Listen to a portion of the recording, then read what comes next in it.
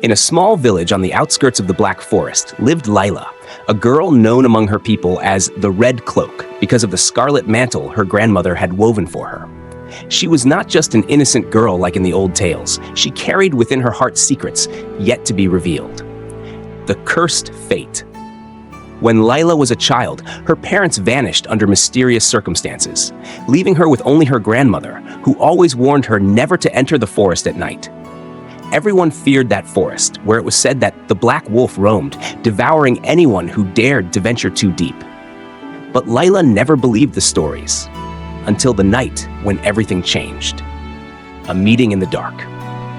One evening, Lila decided to visit her grandmother, who lived deep within the forest.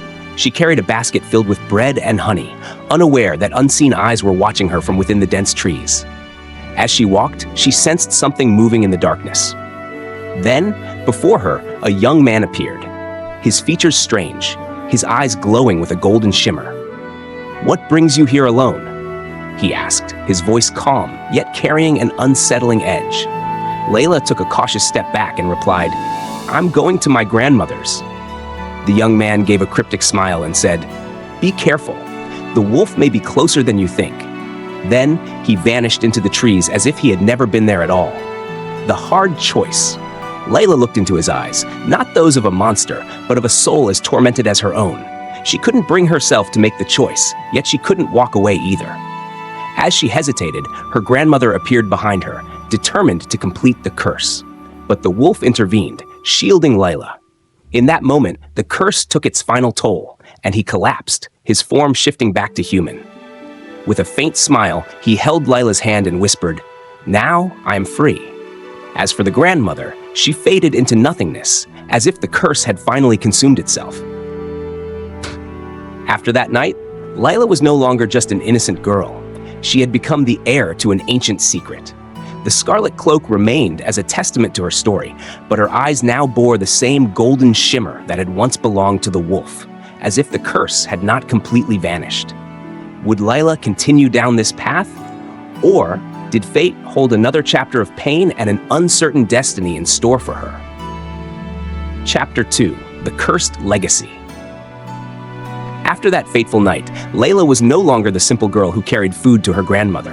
She now carried a legacy too heavy to ignore. The forest, which she had always heard warnings about, seemed to call her in a mysterious way, as if she had become a part of it. In the days following her grandmother's and the wolf's deaths, Layla began to notice changes in her body. She felt a strange energy coursing through her veins, and her eyes, which now glowed with a golden shimmer, caused the villagers to look at her with suspicion. She tried to act as though nothing had changed, but she couldn't deny the truth. She had inherited a part of the curse. A voice in the dark. One night, as Lila stood before the mirror in her room, she heard a whisper coming from the shadows. "Lila, your journey has begun, but you haven't yet seen the true face of this curse." She spun around quickly, but no one was there. Yet, she could feel something deep within her stirring, as if something was awakening inside her. The first transformation. It wasn't long before dreams began to haunt her, dreams of the forest, of a distant howl, of something coursing through her body like fire. Then, on a night of the full moon, what she never expected happened. Layla woke up among the trees, her bare feet sinking into the mud, her nails long and sharp like claws. She felt her heart racing unnaturally, a fierce urge to run, to hunt, to become something other than herself. Then she heard the howl. It wasn't alone, it wasn't distant. The truth of the forest. From the shadows of the trees emerged a group of wolves, but they weren't ordinary. Their eyes gleamed with the same golden glow as hers, and they watched her in silence as though waiting for her to understand something she didn't yet know.